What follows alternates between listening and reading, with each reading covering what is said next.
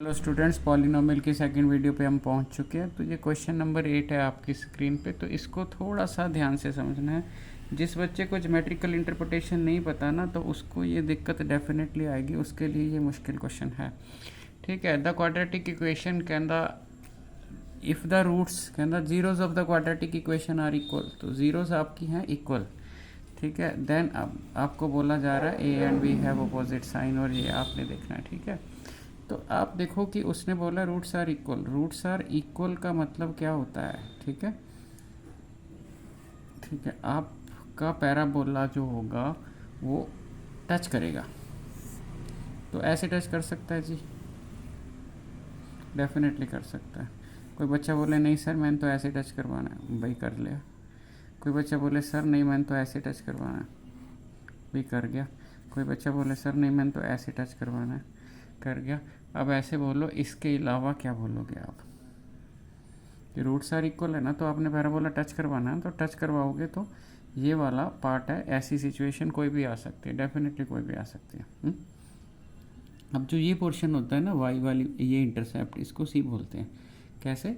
आपका पैराबोला क्या होता है? A X square plus B X plus C. ठीक है, ये होता है ना, तो इसको आप पी एक्स बोल लो। ठीक है। ऑन वाई एक्सिस क्या होता है? एक्स आपका ज़ीरो होता है, तो एक्स आप ज़ीरो पुट करोगे तो वाई की वैल्यू क्या आ जाएगी? C. P X is Y. तो इट मीन्स ये सी होता है आपका। तो अगर आप देखो, ये आपने अपवर्ड पैराबोला डाला है, तो ए की वैल्यू पॉजिटिव है, सी भी पॉजिटिव है।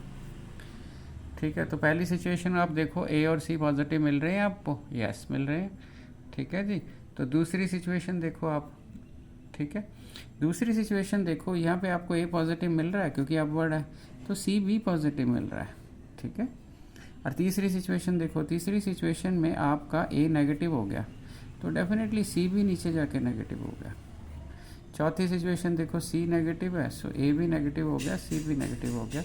सो यहाँ से एक तो कंक्लूजन हो रहा है A and C have same sign, so A and C have same sign. ठीक है जी। सो इस क्वेश्चन को ध्यान से करना है, एग्जाम्पलर प्रॉब्लम में ऐसे क्वेश्चन बहुत हैं। ठीक है जी। सो क्वेश्चन नंबर 8 हमने कर दिया, अब क्वेश्चन नंबर 9 पे पहुंच गए। क्वेश्चन नंबर 9 बहुत ही एलिगेंट क्वेश्चन है, बहुत ध्यान से देखना है मेरी तरफ से। ये श्योर 100% श्योर क्वेश्चन है 2026 के लिए। और आप लोग जो वीडियो देख रहे हो, आपने 2026 में ही पेपर देना है। ठीक है। उसके बाद 27 जब वीडियो अपलोड होगा तो सभी देखेंगे। तो अभी आप देखो कि 100% श्योर है 2026 के लिए, तो इसको ध्यान से देखो। दिस आर द जीरोस, तो ये आपको पॉलिनोमियल दिया हुआ। ठीक है। सो ये पॉलिनोमियल दिया, इसकी दो जीरोस दी हैं। अगर आप ध्यान से देखो तो मैं क्या सम ऑफ रूट्स निकाल सकता हूँ?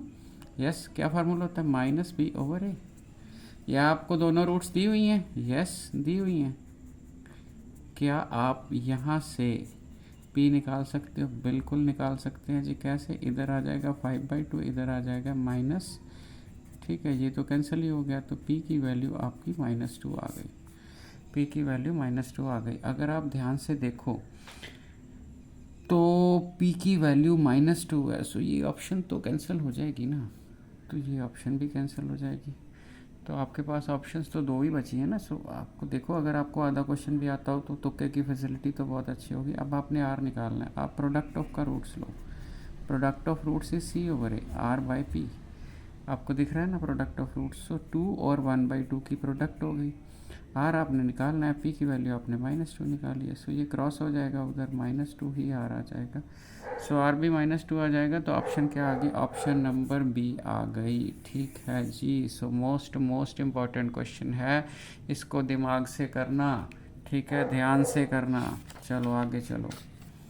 सो आगे है आपका alpha beta are the zeros, ठीक है, of the polynomial such that, तो सम है वो हाफ ऑफ प्रोडक्ट के इक्वल है, देन वैल्यू ऑफ केस। जो सम है आपका, सम होता है आपका -b ओवर ए, तो -1 हो गया ए, ये आपका -b ओवर ए हो गया, तो 1/2 प्रोडक्ट होती है आपकी c ओवर ए, तो प्रोडक्ट होगी आपकी 2 times 2k -1 over A is 1।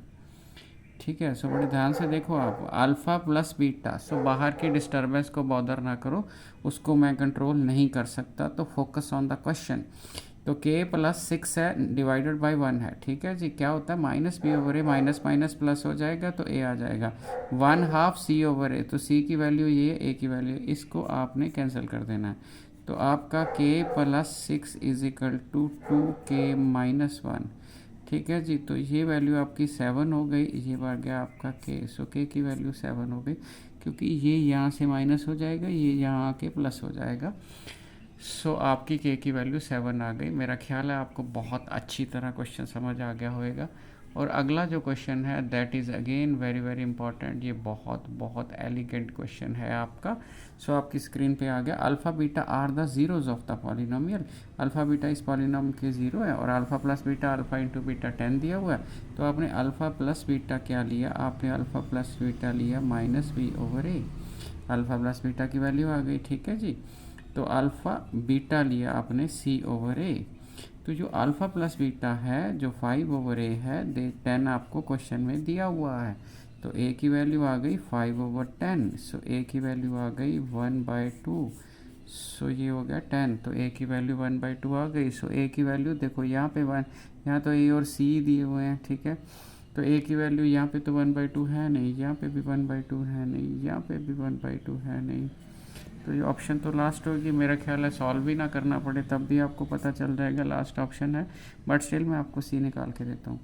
तो अल्फ़ा बीटा की वैल्यू है वो सी ओवर ए है। तो अल्फ़ा बीटा है जो ये 10 है, सी की वैल्यू निकालनी है। ए की वैल्यू है आपकी 1/2, 1/2 क्रॉस हो गया। सो सी की वैल्यू क्या आ गई, 5 आ गई जी आपकी सी की वैल्यू। सो सी की वैल्यू आपकी 5 आ गई। तो आपका ये क्वेश्चन भी ओके हो गया, ठीक हो गया जी। सो ये क्वेश्चन भी हमने कर लिया। सो आगे देखो जी, दो क्वेश्चन है, मोस्ट इम्पॉर्टेंट क्वेश्चन है। क्वेश्चन नंबर 13, 12 क्वेश्चन अभी आ जाएगा आपकी स्क्रीन पे, ठीक है। सो ये क्वेश्चन नंबर 12 भी आ गया आपकी स्क्रीन पे। सो 13 तक करेंगे जी, आपके 10 मिनट्स हो जाएंगे, 10 से ज़्यादा मैंने लेने नहीं है। The number of polynomial having zeros, ठीक है। तो ये क्वेश्चन तो रिपीट हो गया। हैविंग ज़ीरोज़, तो आपको के लिखना होता है, आपको एक्स स्केयर लिखना होता है, माइनस एस एक्स लिखना होता है, S for sum P product. So जो के की वैल्यू है वो इन्फिनेटली मैनी हो सकती है, तो इसका मतलब है कि infinitely many is the option. So ये इजी क्वेश्चन है जी, ये आएगा भी पेपर में, आपने बहुत बहुत ध्यान से टिक कर देना है। सो क्वेश्चन नंबर 13 जी, 13 करते ही मैं क्वेश्चन जो है तो वीडियो चेंज कर दूंगा। सो बिल्कुल मिनिमम छोटे छोटे वीडियो बना रहे हैं ताकि जो आपको इजीली समझ भी आ जाए, और आपके पास अगर कंटिन्यूशन में टाइम नहीं है देन छोटे छोटे इंटरवल में आप वीडियो देख सको।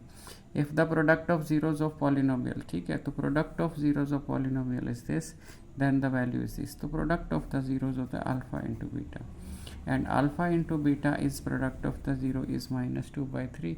तो अल्फ़ा इंटू बीटा की वैल्यू है जो -2/3 है।